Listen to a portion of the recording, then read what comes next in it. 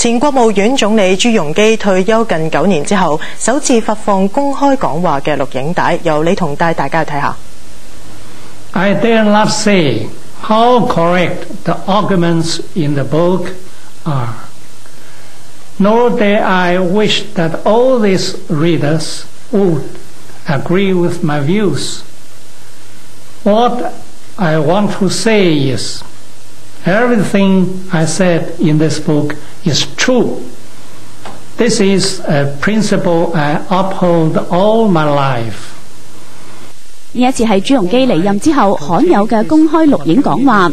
喺講話中提及到佢自己由1991年到2003年擔任常務副總理同總理期間，正係適逢中國從計劃經濟走向社會主義市場經濟嘅關鍵時刻。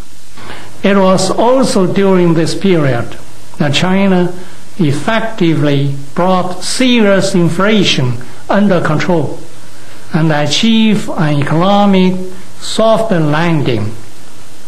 Subsequently, we successfully coped with the impact of the Asian financial crisis, reversed a deflation trend, and maintained stable and rapid economic growth. At the same time, after arduous negotiations, we joined the World Trade Organization, which was a great step forward in China's opening up to the outside. 呢次嘅片段係佢為新書嘅英文版發行而最近錄製㗎，負責出版嘅係牛津大學出版社。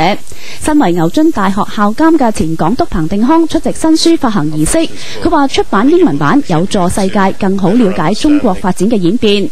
曾經話過退休之後閉門謝客嘅朱鎔基，03年退下總理職務之後，只係間中出席官方嘅大型活動，一直都冇單獨嘅公開露面。